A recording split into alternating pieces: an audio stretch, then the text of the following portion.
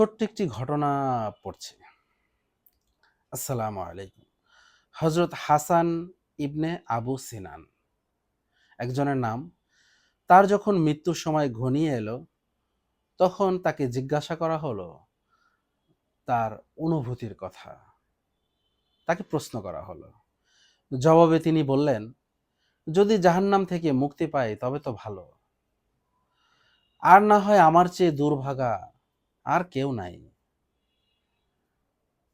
পুনরায় তাকে জিজ্ঞাসা করা হলো, "এই মুহূর্তে কোন জিনিসের প্রতি আপনার অধিক চাহিদা?" ওনাকে প্রশ্ন করা হইল যে এই সময় কোন জিনিসের প্রতি আপনার অধিক চাহিদা?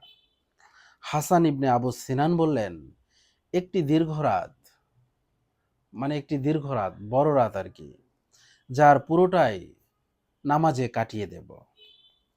ইমাম শাফি রহিমল্লাহ যখন মৃত্যুসজ্জায়, তখন হজরত মুজানি তাকে দেখতে এলেন। জিজ্ঞাসা করলেন, হে আবু আবদুল্লাহ, আপনি কি অবস্থায় সকাল করেছেন? ইমাম শাফি রহিমাল্লাহ বলেন, আমি এমত অবস্থায় সকাল করেছি যেন প্রিয়জনদের ছেড়ে দুনিয়া থেকে বিদায় নিচ্ছি। মানে এমন একটা অবস্থা আর কি। আমার মন্দ আমল আমার সম্মুখে, আমার মুখ চুমুক দিচ্ছে বহু আশার পেয়ালায়, আর আমি দাঁড়িয়ে আছি আল্লাহর সম্মুখে, অথচ জানি না আমার ঠিকানা জান্নাত যেখানে আমি নিয়ামত ভোগ করব, নাকি আমার ঠিকানা জাহান্নাম যেখানে রয়েছে মর্মন্তুদ শাস্তি।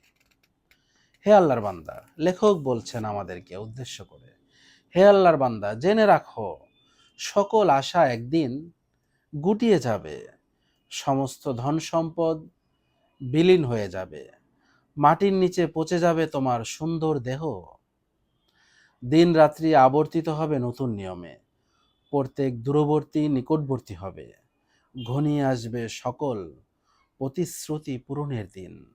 সুতরাং সতর্ক হও হে আল্লাহর বান্দা, বিনয় বনত হয়ে ফিরে আসো তোমার রবের দিকে, প্রত্যাবর্তন করো অবাধ্যতা ও নাফরমানি ছিন্ন করে। জেনে রাখো আল্লাহ সুবহানাহু ওয়া তাআলা বান্দাকে চারটি জিনিসের বিনিময়ে অপর চারটি জিনিস দান করেন। এক, যে দোয়া করে আল্লাহ তাআলা তার দোয়া কবুল করেন।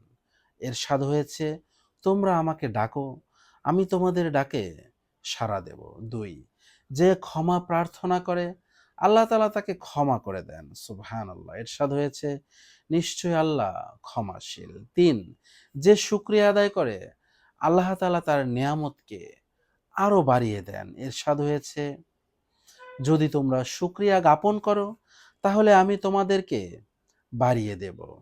চার, যে তওবা করে তার তওবা কবুল করেন। এরশাদ হয়েছে, তিনি ওই সত্তা যিনি বান্দাদের তওবা কবুল করেন।